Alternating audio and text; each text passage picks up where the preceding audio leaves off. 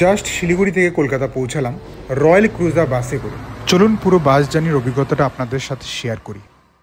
এখন আমরা আছি শিলিগুড়ি জাংশন বাস স্ট্যান্ডে, আর এখানকার গুপ্তা ট্রাভেলস এজেন্সি থেকে আমরা রয়্যাল ক্রুজার 3টে বাসের টিকিট কালেক্ট করি। শিলিগুড়ি তেনজিং বাস স্ট্যান্ডের মেইন গেটের ঠিক উল্টো দিকেই কিন্তু এই যে ছোট বাস স্ট্যান্ডটা দেখতে পাচ্ছেন, এর ভেতরেই গুপ্তা ট্রাভেলস এজেন্সির অফিস। এছাড়া আপনি কাউকেই জিজ্ঞাসা করবেন যে কলকাতাগামী রয়্যাল ক্রুজার বাসটি কোথা থেকে ছাড়ে, নির্ভুলভাবে সবাই দেখিয়ে দেবে।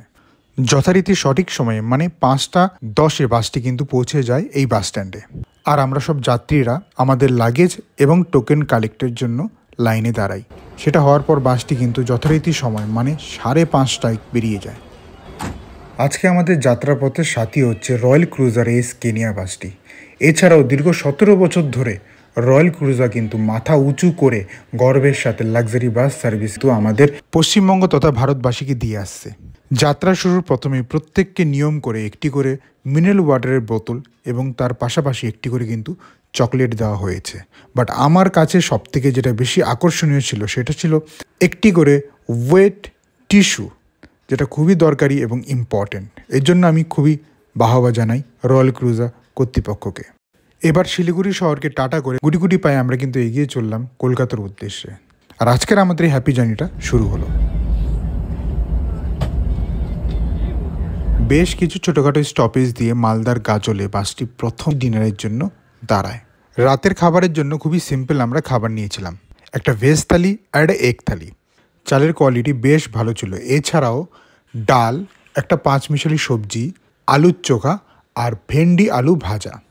খাবারগুলো টেস্ট ওয়াইজ সত্যিই ভালো ছিল, তাই আমরা সবাই তৃপ্তি সহকারে পেট ভরে খাবারগুলো খাই। কিন্তু এখানটা একটা কথা আমার বলার, এখানকার ম্যানেজার কিন্তু হিসাবে গন্ডগোল করে। যদি কখনো এই হোটেলে আপনারা আসেন, এটা সবসময় মাথায় রাখবেন, হিসাবটা আপনি বুঝে নেবেন। বলতে হবে রয়্যাল ক্রুজার দম আছে, যেমনি পিক আপ তেমনি সাসপেনশন, এক কথায় first class travel experience, comfort line ফাটাফাটি। আমাদের যাত্রীদের খাওয়া দাওয়া কমপ্লিট হওয়ার পর প্রত্যেকে ফ্রেশ হয়ে গাড়িতে উঠে বসি। দেন কিছুক্ষণ পরেই গাড়ি গন্তব্যস্থল মানে কলকাতার উদ্দেশ্যে রওনা দিয়ে দেয়।